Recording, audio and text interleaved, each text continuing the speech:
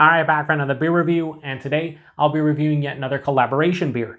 This time between the Badlands Brewing Company, and they are out of Caledon, Ontario, Canada, and Messorem, and they are out of Montreal, Quebec, Canada, and this is their Serpents. So this is a double IPA that comes in at 8.2% alcohol by volume. No IBUs listed, time of review, and this can is just over 3 weeks old. I want to give a huge thanks and shout out once again to a very good friend of mine, Sean, for this beer, so huge thanks to him. Sean came down recently to the Buffalo, New York area, and we hung out, and he was nice enough to grab all of the canned beer from Badlands' 7th anniversary release. There were 6 cans in total. I'm reviewing 4 of them, and 3 of them I'm doing solo. The other one I'm going to review with Sean. That's the big triple IPA. And this is the one that I was probably looking forward to the most because Messorem is getting a lot of hype, not only in Canada, but here in the States. You see a lot of hype breweries doing collabs with them, and some of their kegs are starting to show up here in the West New York area. In fact, I'm reviewing this one a couple of days before one of my favorite local bottle shops of choice, Brewed and Bottled, is getting a bunch, I think, of Messorem's, I don't know if they're anniversary kegs. It might be like anniversary kegs. He's getting a bunch of kegs, and I'm going to go and check out all their beers because it's pretty cool. We don't see them here outside of that. So I thought I would review this one. This one's going to be posted after that, unfortunately, but it is what it is. I'm not a great beer tuber, you know? Anyway, so this one is brewed with Galaxy, Motueka, and Simcoe hops. And yeah, I'm really looking forward to it. Sounds like a great collab. And I'm using the Brasserie du Monde glass because it is another Quebec brewery. I've had one beer from them in my life, but my good buddy Aaron gave me this glass many, many years ago. I want to say close to 10 years ago. And I thought, hey, why not use it today? You know, what do you got to lose? Nothing. Let's give it a pour here. So, like the other beers that Badlands has released for their anniversary that I've reviewed, it has that, you know, that typical milky kind of look to it. Also, the name of this beer in the label, I like the name. I think they said that Serpents means the same in both English and French. So I think that's pretty cool that they went with some, you know, the name of it being something like that. So this is a little bit darker than the others. This is more of honey orange, but more to that, you know, deeper, darker orange color. It doesn't look oxidized or anything, just has more of a deeper kind of look to it. Almost a 2-finger of this infinitely creamy looking head. It's kind of like off-white, bone white, maybe a very light tan color. Again, super creamy looking. Hold it up to the light, murky, turbid, can't see through it. That is kind of what all of these Badlands beers have looked like. It has that milky, you know, murky kind of look to it. Some people will say hop custard, some will say hop cum, whatever the case may be. That's what it looks like. Let's get a nose on this one. So Galaxy, Motueka, and Simcoe. Interesting hop combo. And it smells fucking dope. What the?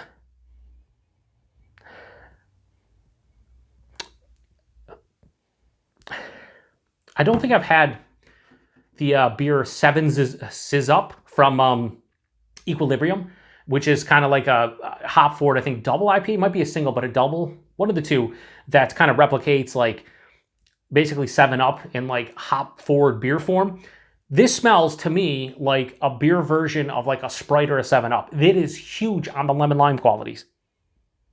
Holy crap, like I am so shocked at how lemon lime forward is. Now a very good friend of mine, a fellow beer tuber, Dan over at FLX Beer Reviews, he loves Motueka, his favorite hop. Just on the nose alone, this is right in his wheelhouse. So Dan, sorry buddy. Maybe if they release it again, we'll have to try to get you a can. But this is gnarly. It's Sprite. It's 7-Up. It's starry. Not really. It has that kind of vibe to it. But then it also has like pineapple passion fruit from the Galaxy. There's a nice dankness here, almost like a slight onion garlicky old school Simcoe kind of vibe. A lot of people used to get cat pee, right? The cattiness they would call it. I never really got that, but I understood what people were saying because while I didn't specify like cat urine, for me it was more like there's this generic like dank, like onion garlic, just like a real ranky dank kind of quality. It's not really big in this, but it's noticeable. I said this in another beer review from them recently, but like white grapefruit with sugar. Or even like a ruby red grapefruit with sugar. This has definitely candied fruit vibes without question. It smells absolutely delightful. Let's get into it. Cheers, everybody. Thanks again, Sean.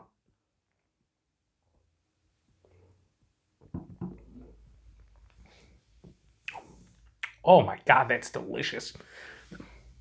Let me tell you something about Badlands now. This is the fourth beer I've reviewed from them. The first one I got in a crowler from the One Stop Brew Shop in Greece, New York / Rochester, New York. And it was my fault. I got it in a crowler. I didn't drink it right away. I waited I think it was 7 to 10 days. And it got oxidized to some degree. But I could tell the mouthfeel is really nice. These 3 beers that I've reviewed, and I don't know what order you're going to see them in. I think you'll see the Master Blend first, then Big Bad Bells, then this. They have nailed the mouthfeels of the hazy style, whether it's a single or a double. It's just fucking next level. And in the last review I did from them, Big Bad Bells, I talked about how it reminded me of an oat cream IPA from Other Half. That's exactly the same vibe I'm getting here. It's just, they must use a shit ton of oats, maybe torrefied wheat, flaked oats, flaked wheat, whatever. They do a fantastic job with the mouthfeels.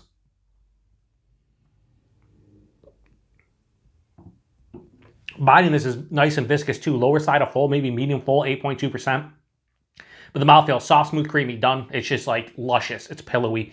I just want to, and I say this a lot, apparently at this point, I just want to drink this for the body mouthfeel alone, and especially the mouthfeel. Just fucking fantastic. Taste, the nose carried over. With that Big Bad Bells, for 6.5%, the nose was just outstanding, but the taste was a little bit of letdown from the nose. Really good for 6.5.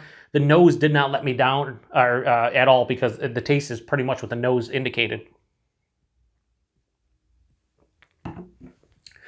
Big candied lemon lime, sweeter lemon lime, Sprite 7-Up, front to back. I'm glad I said a white or maybe ruby red grapefruit with some sugar, maybe even go into the Tangelo range where it's tangerine and grapefruit. It's candied grapefruit. It's almost like if they make, I'm pretty sure they make, what did I have? Was it high chews before? I think they have a grapefruit high chew. It's kind of like a grapefruit high chew, but in beer form. So candied lemon lime, Sprite 7-Up, and then I would say a high chew grapefruit. Midway to 2/3 way through the palate, combination of pineapple and passion fruit, somewhat juicy, a little bit tart, not super candied. The candied kind of sweetness kind of dies down halfway through the palate, and on the back of the palate, I get this nice herbaceous, dank, almost green quality, and I'm glad I said onion and garlic. It's been a while since I've gotten onion and garlic in a beer. It's not big, but I think the Simcoe is playing that dank kind of, again, kind of ranky dankness that I'm getting in the taste. And again, it's like a slight onion garlic thing. This finish is firmly dry with a mild bitterness. The beauty about it is that dryness is really ramping up with each sip. So while this doesn't have a lot of bitterness, for me personally, it's very well balanced because of that dryness. While it's super candied at the forefront, a lot of that lemon lime character with the sweeter kind of high chew grapefruit, that is balanced out on the finish with that dry, dank kind of herbaceous characteristic. 8.2%, a little bit warming in chest, nothing on the palate. This is fucking phenomenal. I think I like this better than the first 2 that I've had. And I don't remember what I've rated all of these beers. I think I gave Big Bad Bells a 4.4. The Master Blend, I think I gave it somewhere around there, maybe a 4 or 5. I think I like this better than both of those, and the reason is it's the uniqueness. Now, I've had Motueka hops, we all have, right? If you're drinking hop forward beer, you've had a lot of beers Motueka. This might be the most candied, sweeter lemon lime vibe I've had from a Motueka hopped beer.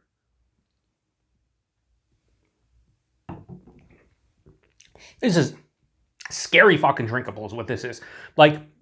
Outside of that slight warm in my chest, there's no indication it's 8.2. And even that's starting to die down a little bit.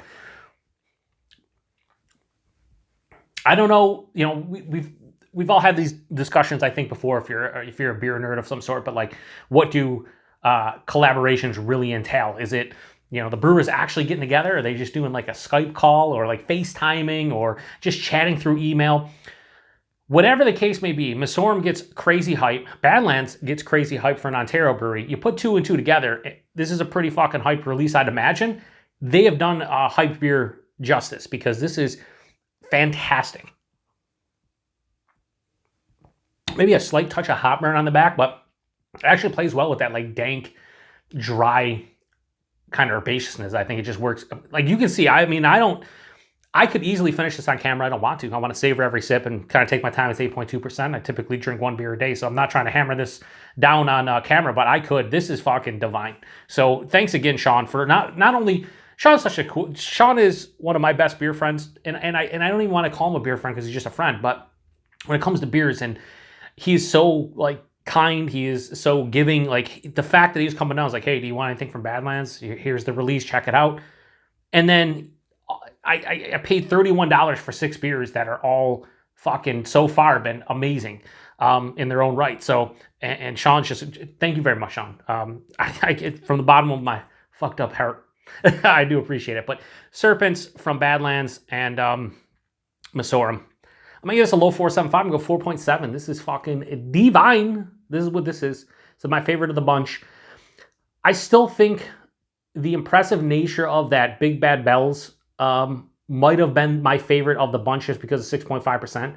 But because of the letdown of the taste, I had to knock it. Otherwise, I would have got probably a 4.65, 4.7. But I have to keep in mind this is 8.2, that's 6.5. So they're kind of in the same realm. I gave that a 4.4. I'm giving this a 4.7. This is just more in my wheelhouse, I guess. I don't know. And they do have a little spiel on the back that's a very small spiel. I like when I would, at the beginning read the hops off, I didn't realize there's only like 2 paragraphs and they're basically sentences. 2 sentences, we'll say. So it says, a beer brewed with our friends from Messorem to celebrate our 7th anniversary. Hopped with Galaxy, Motueka, Simcoe. We taste passion fruit, yeah. Mojito lime. I said candied lemon lime, like, Sprite, 7-Up, Starry. They say mojito lime. And a ripe tropical pineapple. Their tasting notes are pretty good. Like, they're not spot on, but they're kind of like Hop Butcher, where they're in the realm of what they say. Price point availability, like I said, I paid $31 for 6 different beers, so just over $5 a beer. I'd imagine the couple single, I got 2 single IPAs, 3 doubles, and then a triple. And I would imagine they're all like, the difference is probably 50 cents to $1 for each.